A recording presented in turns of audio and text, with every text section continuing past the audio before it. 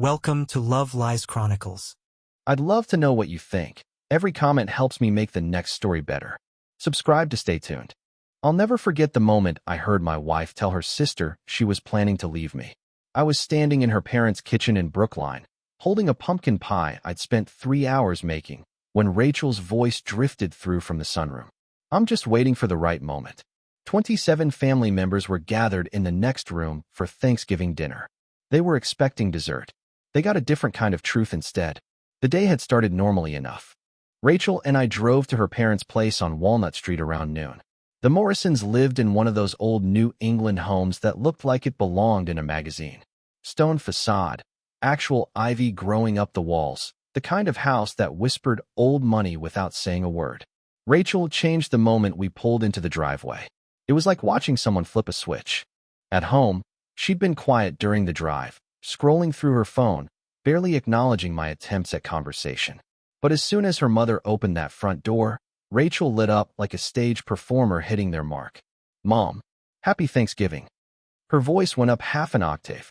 The hug lasted longer than any embrace I'd gotten from her in weeks. I carried our contribution to dinner, that pumpkin pie I'd spent 3 hours making because Rachel mentioned her grandmother Helen loved my recipe. Nobody acknowledged me bringing it in. I set it on the kitchen counter next to 6 other desserts and wondered if I should have just bought one from the store. The house was already full.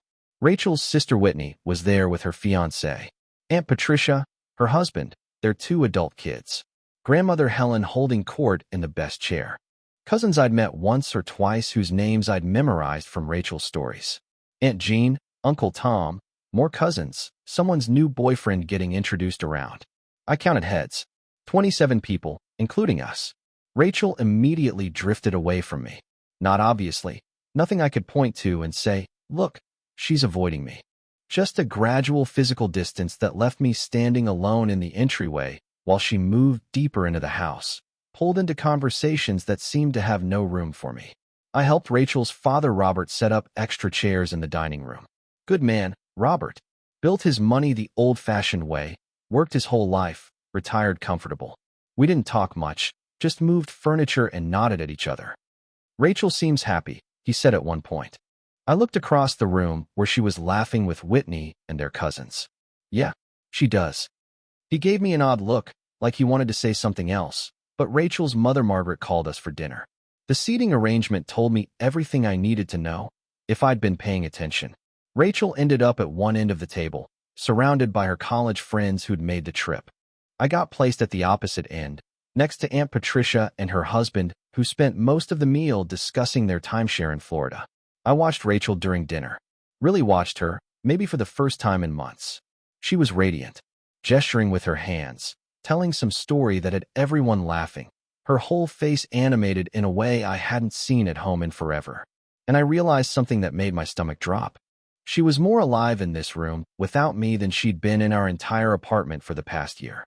"So Brandon," Aunt Patricia said, pulling my attention back, "when are you two going to give Margaret some grandbabies? She's been asking." Rachel's voice carried from the other end of the table. "Oh, we're focusing on other priorities right now." She didn't even glance my direction, just kept talking to her friends like the question had been fully answered. Other priorities. I'd heard her use that phrase before, but hearing it here, in front of everyone, with that dismissive tone, something shifted in my chest. The meal ended. Dishes got cleared. Margaret started organizing dessert service like a general planning a campaign. Rachel volunteered me before I could speak. "Brandon loves being helpful," she said, that same bright tone.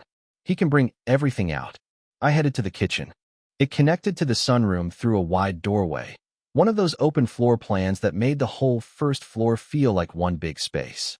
The kitchen was empty. Everyone had migrated to the living room and dining room, settling in with full stomachs and loosened belts. I started arranging dessert plates. The pie I'd made looked good next to the others. I found myself hoping Grandmother Helen would try it, would say something nice. Pathetic, really, needing that validation. That's when I heard the voices from the sunroom. Rachel and Whitney, sitting on the wicker furniture just around the corner, not quite whispering but thinking they were private. "So are you actually going to do it?" Whitney's voice. "Or just keep talking about it?" I froze, pie server in hand. I'm just waiting for the right moment to leave him. Rachel's voice, clear as crystal. No hesitation, no emotion.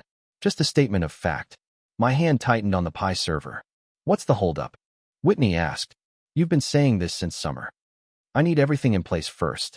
The apartment lease, the financial separation, my own accounts. I'm not stupid, Whit. Does he have any idea? Rachel laughed. Actually laughed. Brandon?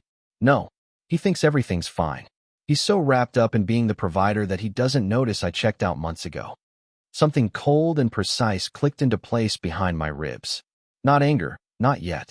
Just clarity, sharp and sudden, like someone had turned on every light in a dark house. What about the money situation? Whitney again. That's why I'm waiting. I need to make sure I'm protected. My lawyer says. I stopped listening. Didn't need to hear more. 8 years of marriage, and she'd been planning her exit with the same care someone might plan a vacation. Had a lawyer. Had an apartment lined up. Was just waiting for the right moment. I looked down at the pumpkin pie in my hands. Made from scratch. Her grandmother's favorite. 3 hours of work because Rachel had mentioned it casually last week. The decision made itself. Not one more second of this performance. I picked up the pie and walked into the sunroom. Rachel and Whitney were sitting close together on the love seat. Whitney's phone between them like they'd been looking at something. Both their heads snapped up when they saw me. Rachel's face did something complicated. Fear, calculation, forced cheer, all in about 2 seconds. Oh, honey, is dessert ready? I set the pie down on the coffee table in front of them. Looked directly at Rachel. How's right now? She blinked. What? For the right moment to leave me. You said you were waiting for the right moment. How's right now? I'll even help you pack. All color drained from her face. Whitney made a small gasping sound. I don't. What are you? Rachel's voice went up, fake confusion painted on thick. Honey, I was joking. We were just being silly, sister talk. No, I said calmly.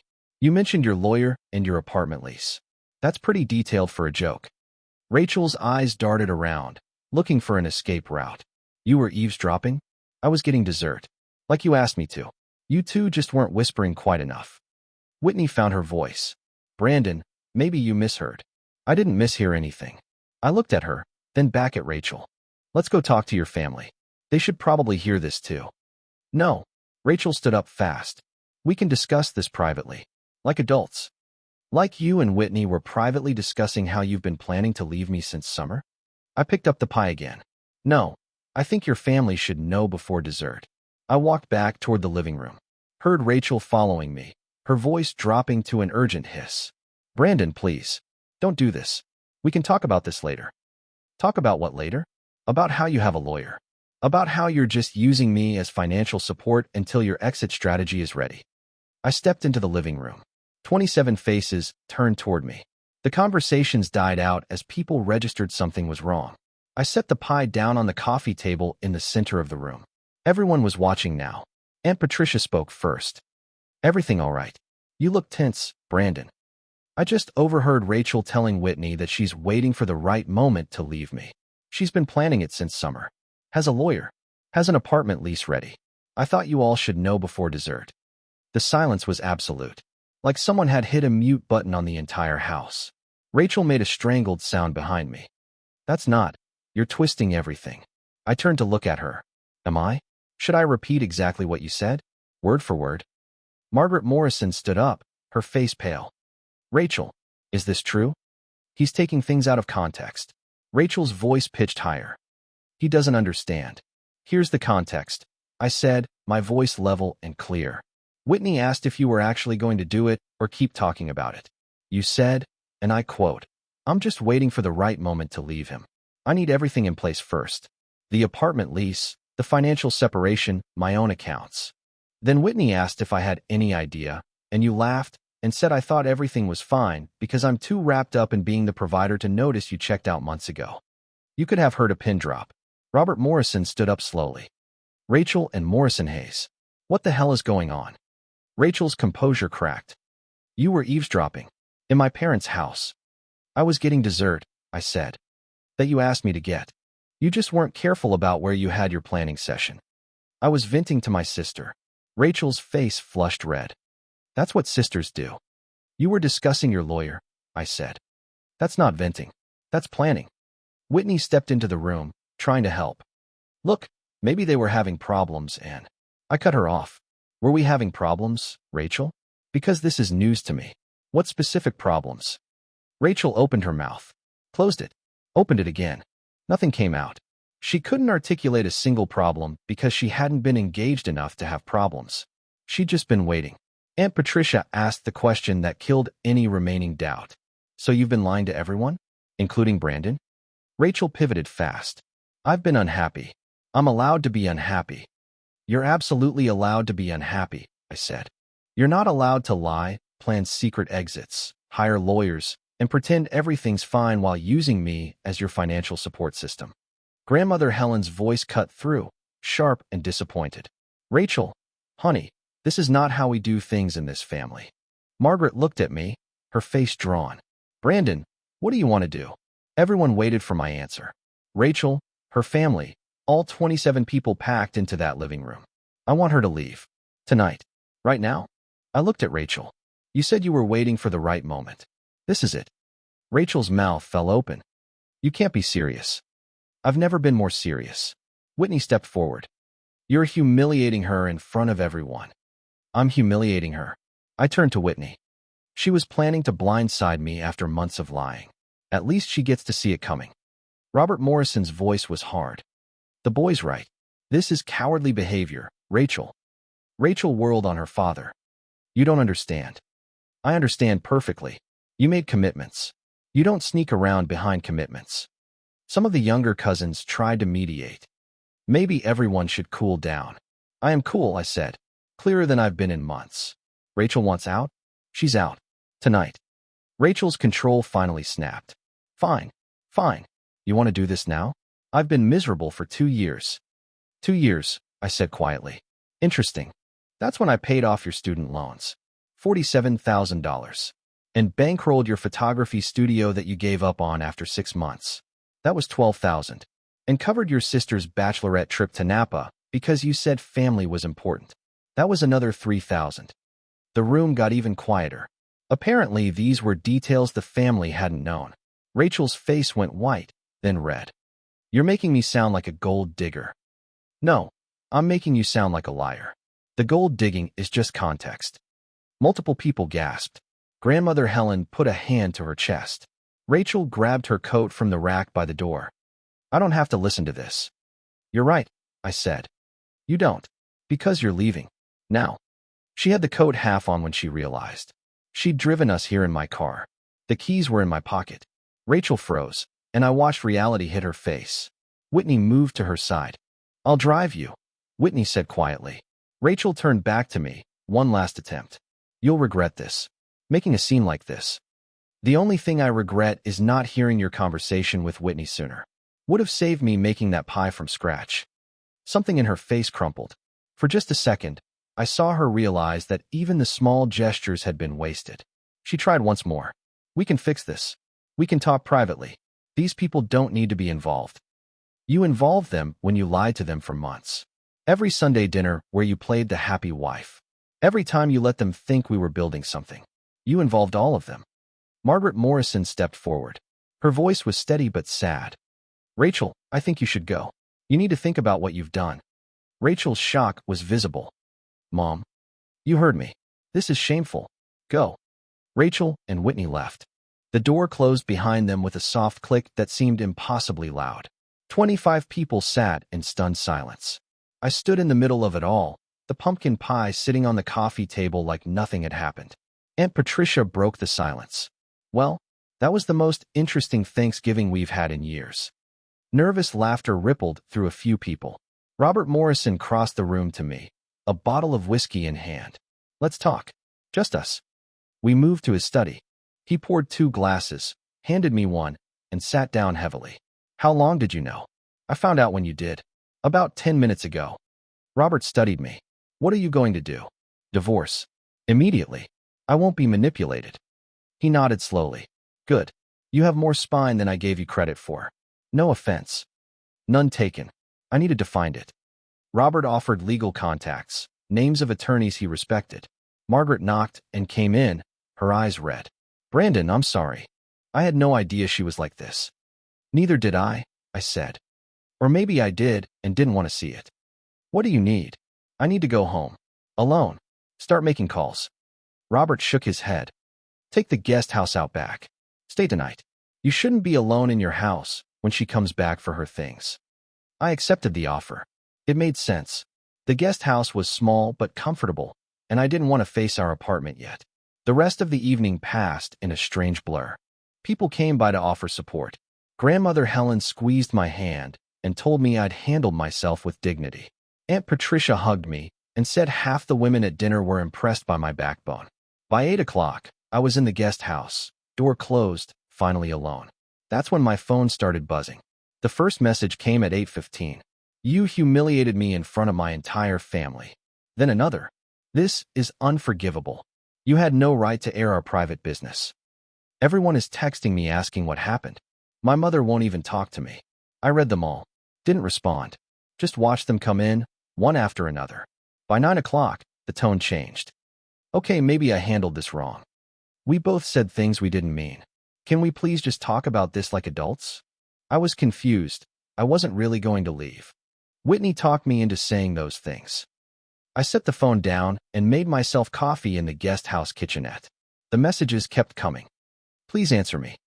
I'm staying at Whitney's and she's making everything worse. I love you. I made a mistake. Everyone makes mistakes. Don't throw away 8 years over one conversation. I drank my coffee and started making a list on my phone.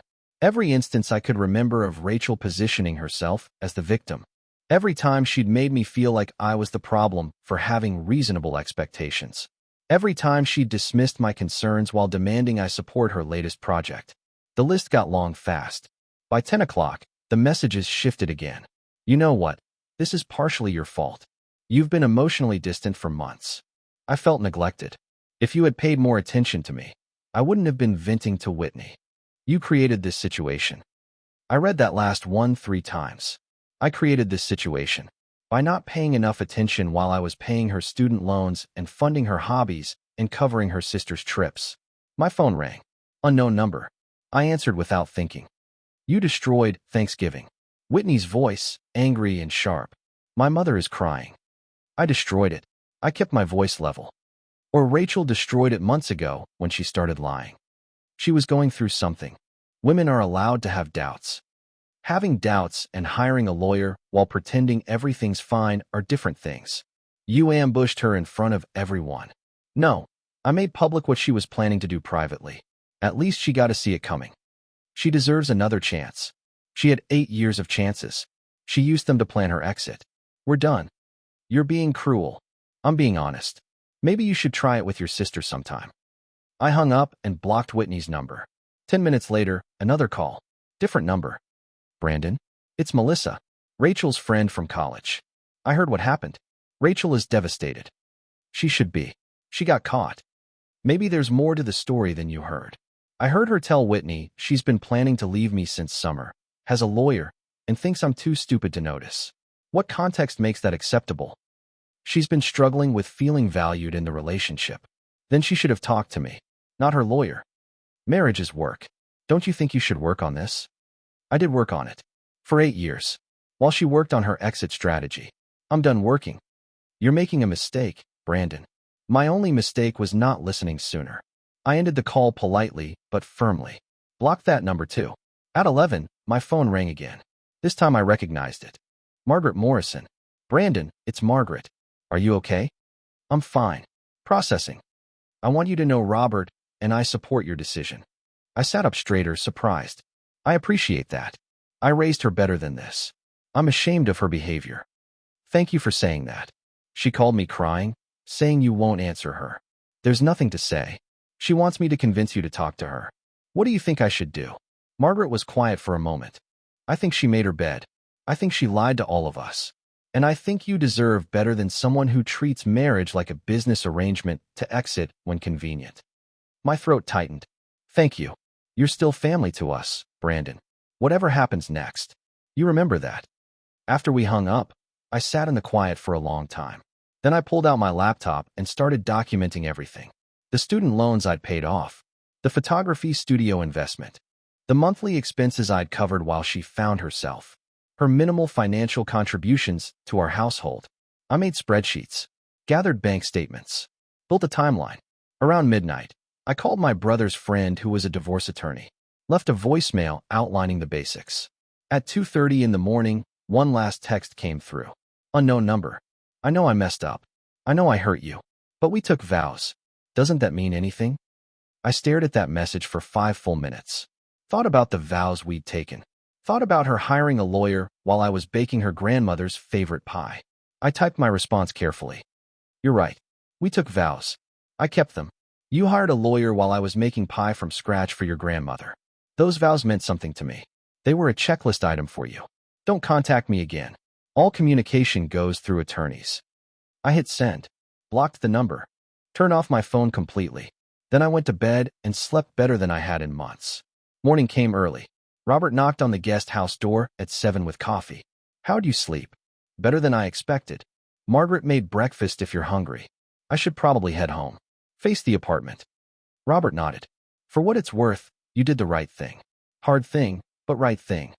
Doesn't feel hard anymore. Just feels clear. In the main house, Margaret was at the kitchen table with coffee and newspapers spread out. Grandmother Helen sat across from her. Helen looked up when I entered. Young man, you handled yourself with dignity yesterday. Thank you. My generation, we stayed through anything. Your generation, you're smarter. You know your worth. Margaret poured me coffee. Rachel came by early this morning. Wanted to get some things. I tensed. Did she? I sent her away. Told her to coordinate with you properly. I nodded, grateful. Aunt Patricia arrived, letting herself in the back door. Everyone's talking about it. You're a legend in this family now. That's not what I wanted. No, but it's what you got. Every woman at that table yesterday is asking herself if their husband would have the spine you showed. I finished my coffee and said my goodbyes. Got in my car and drove back toward the city. The drive gave me time to think. I felt lighter somehow. Not happy exactly, but not sad either. Just clear. The performance was over. No more pretending. No more wondering if I was imagining the distance between us. I pulled into the parking space outside our apartment building and sat there for a minute. The building looked the same. Nothing had changed externally, but everything had changed for me. I walked up the stairs, unlocked the door, stepped inside. The apartment was exactly as we'd left it yesterday morning. Rachel's coffee cup still in the sink. Her magazine on the coffee table. Photos of us on the walls. Frozen moments from a relationship that had been ending while I smiled for the camera. I made myself fresh coffee and sat at the kitchen table. Opened my laptop. Composed an email to the divorce attorney whose name Robert had given me. Subject line: Divorce proceedings, Hayes versus Hayes. I began typing. No hesitation. No second thoughts. Just facts and dates and decisions. The clarity from yesterday hadn't faded. If anything, it had sharpened. I knew what came next would be messy. Lawyers and paperwork and dividing up a life. Rachel would fight. She'd try new tactics, new manipulation strategies. Her friends would call. Maybe some of mine would too, asking if I was sure, if I'd given it enough thought. But that was all noise now. The signal was clear. She'd made her choice months ago. Yesterday, I'd finally made mine. I kept typing, building my case one detail at a time.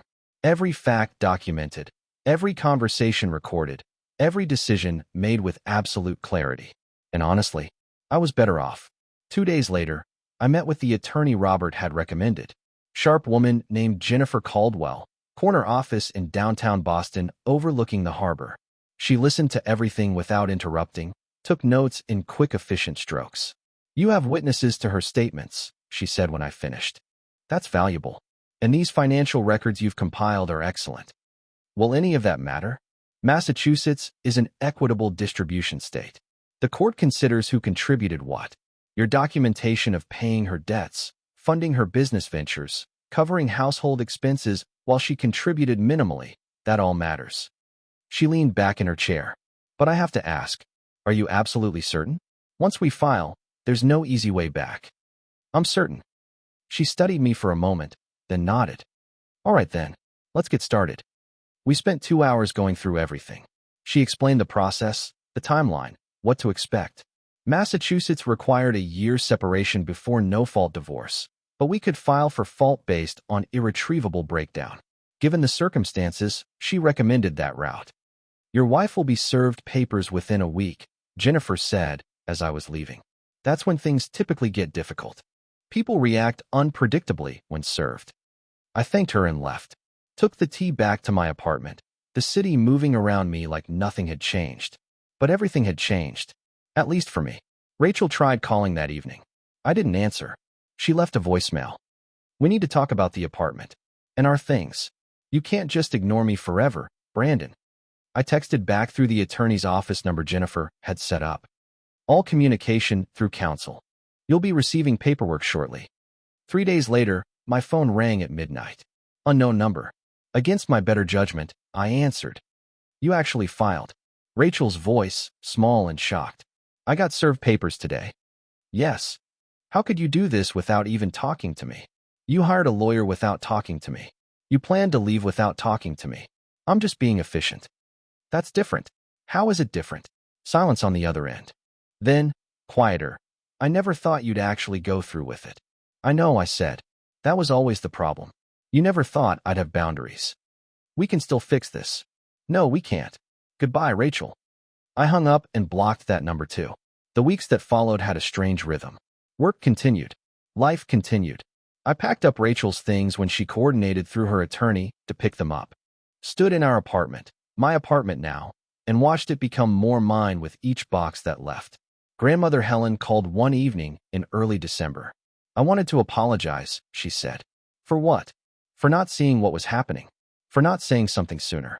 I knew Rachel was pulling away from you, but I thought it was just a phase. Young marriage troubles. It's not your fault. Maybe not. But I should have said something. Should have told her she was being foolish. Helen paused.